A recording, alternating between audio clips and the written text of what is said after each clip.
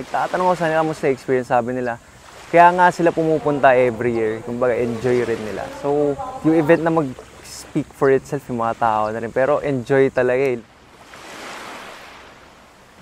Gusto mo na lang maiwan doon. Actually, bitin yung araw pero sa buong araw na 420, sinulit na namin yung saya. Buhay wasak sa isla.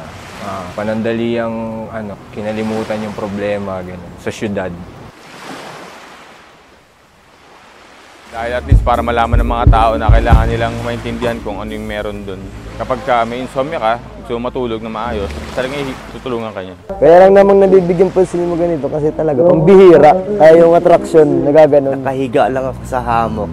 Yun yung favorite moment ko. Buong araw katapat nung ginawang stage.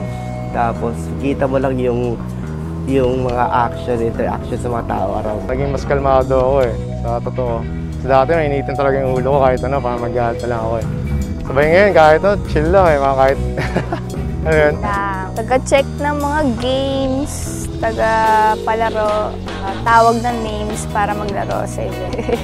Masaya kasi parang ginawa namin yung lahat para makapunta dito kasi nagka-problema sa mga tickets na ganyan. Tapos nag-source na lang, nag-isip na lang na mag-funds na lang kami.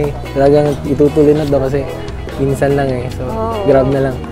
So may struggle doon na part, pero pagdating na dito okay na lang. Masarap. 420 is parang nabuo ng leader yan. Para sa akin, ginawa nila para unity. Actually, dapat nangyayari siya araw-araw. Hindi siya dapat napapanahon. Parang Christmas, yung loving, yung one love na sinasabi. Yan pa rin talaga yung magkakatugmala kayo ng hilig, magkakaano kayo dun sa music na ay ito rin pala gusto may makilala ang mga tao. Magugulat ka na lang na... Kaparehas ko mag-isip, talagang good vibes lahat ng tao. Solemn yung lugar, basta yung hinahanap ng katawan mo tuwing summer.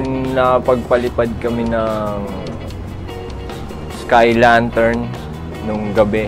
Parang pinalipad ko yung pangarap ko. Sobrang chill lang ng event. Sobrang parang kilala mo na sa lahat. Pagpasok pa lang and yung pag-admire mo sa nature, lahat na sa palibot, sobrang good vibes lang. Spiritual, meron siyang gamot. Kasi naman, kahit pa paano, maraming dumating. Okay lahat. Pero kasi ang pinaka-purpose niya is for medicinal. Parang droplet, let's say, parang tiki-tiki. Masaya dito sa 420 Festival. Ilang beses ko na nakapunta kaya medyo okay din siya na experience kasi ang daming mga iba-ibang taong nanggaling sa ibang sulok ng Pilipinas. May nagkita sila sa isang pwesto. At yun, tugtugan, kapatiran, di ba? Kaya love and peace stuff.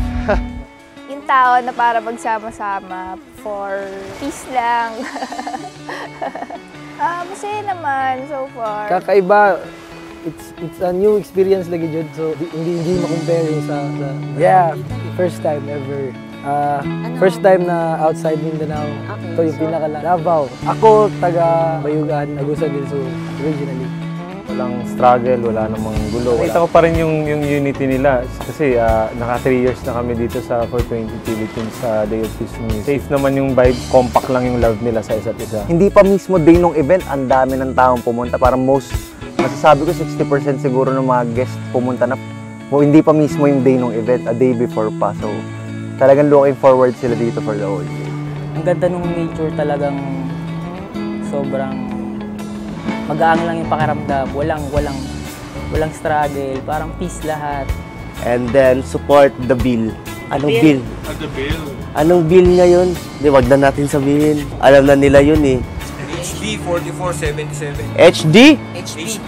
HB yun House bill yun Support the bill 4477.